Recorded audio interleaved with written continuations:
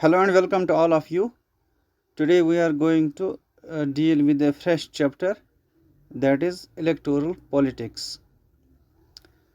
As we have already studied in our previous videos, that democracy or democratic system is by the people and for the people. और हमने ये भी देखा कि democracy के values और वर्च्यूज़ क्या हैं.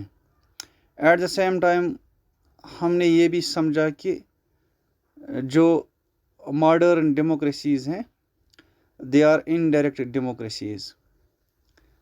दे follow a representative system where people indirectly participate in democratic system through their representatives. They participate in the decision making process through their elected representatives. तो आज हम देखेंगे कि जो डेमोक्रेसी है या जो डेमोक्रेटिक सिस्टम है उसका जो कॉर्नर स्टोन है that is elections or periodic elections.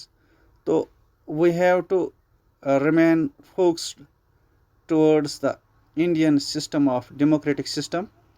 तो इंडिया में जो इलेक्टोरल पॉलिटिक्स है हमारा मेन फोकस वही रहेगा.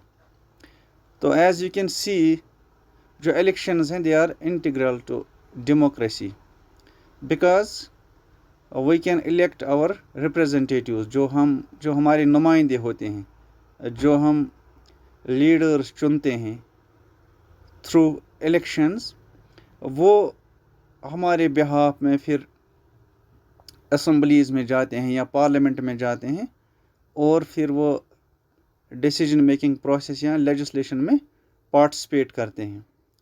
तो सबसे पहले हमें ये समझना है कि इलेक्टोरल पॉलिटिक्स इम्पॉर्टेंट क्यों है. तो उसका एक ही जवाब है, वो ये है कि इनडायरेक्ट डेमोक्रेटिक सिस्टम में सिर्फ एक ही रास्ता है, दैट इज़ कि हम इलेक्शंस के थ्रू रिप्रेजेंटेटिव्स को चुनें और वो असम्बलीज़ या पार्लियामेंट में हमारी नुमाइंदगी करें. तो इसमें हम पढ़ेंगे कि इलेक्शंस का पूरा प्रोसेस कैसे चलता है, इलेक्टोरल कॉन्स्टिट्यूएंसीज कैसे बनती हैं, इसी तरह इलेक्शन कमीशन का क्या रोल होता है, वोटर्स कैसे पार्टिसिपेट करते हैं, पोलिंग का प्रोसेस कैसे चलता है. तो ये सारी चीज़ें हम इसमें समझने की कोशिश करेंगे. एट द सेम टाइम जो हमारा एक और इसमें इम्पॉर्टेंट फोकस रहेगा that is free and fair elections, कि फ्री एंड फेयर इलेक्शंस कैसे हो सकते हैं. तो सबसे पहले समझना है कि नीड फॉर इलेक्शंस की ज़रूरत क्यों पेश आती है. तो क्यों इलेक्शंस की ज़रूरत पेश आती है, that is because a democracy runs by the participation of the people. ये एक ऐसा सिस्टम है जिसमें in which people have their share, in which people are involved in the decision making process. तो वो कैसे participate करते हैं, through elections. तो voters can choose the people who would make laws for them. तो voters choose करते हैं अपने नुमाइंदे, अपने रिप्रेजेंटेटिव्स, जो फिर उनके बिहाफ में लेजिस्लेशन करते हैं या लॉज फ्रेम करते हैं. तो दूसरी इम्पॉर्टेंट चीज़ ये है कि जो वोटर्स हैं, अगर वोटर्स इलेक्शन में पार्टिसिपेट नहीं करेंगे तो फिर एक गवर्नमेंट नहीं बन सकती है.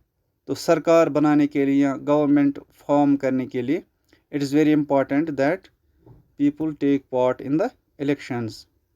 तो फिर पूरा जो गवर्नमेंट फॉर्मेशन का सिस्टम है वो कैसे चलता है, कैसे गवर्नमेंट बनती है एक मल्टी पार्टी सिस्टम में, तो वो हम आगे इसमें समझने की कोशिश करेंगे. तो हमें याद रखना है कि लोग अपनी कानून साजी के लिए, लेजिस्लेशन के लिए अपने नुमाइंदे चुनते हैं, लोग इलेक्शंस के थ्रू सरकार बनाते हैं. तो फिर voters can choose the political party which would guide the government and law making. तो ऐसी पॉलिटिकल पार्टी को चुनते हैं जो वो ये समझते हैं कि ये हमें सही रास्ता दिखाएगी, ये हमारे लिए सही रहेगी, ये हमारे लिए सही कानून साजी करेगी। और लास्ट क्या है, इलेक्शंस के थ्रू लोग गवर्नमेंट को अनमेक भी कर सकते हैं। दे कैन मेक और अनमेक ए गवर्नमेंट। अगर उन्होंने सरकार बनाई है और सरकार से लोग खुश नहीं है, they would certainly vote against the particular government and they will replace it with another government.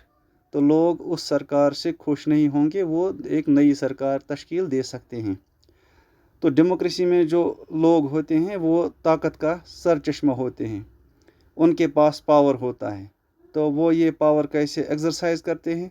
Through this instrument, या जो उनके पास एक अपॉर्चुनिटी होती है, जो उनके पास एक हथियार होता है, वो इलेक्शंस होता है, जिसके ज़रिए वो डेमोक्रेटिक सिस्टम में या इलेक्टोरल पॉलिटिक्स में पार्टिसिपेशन करते हैं।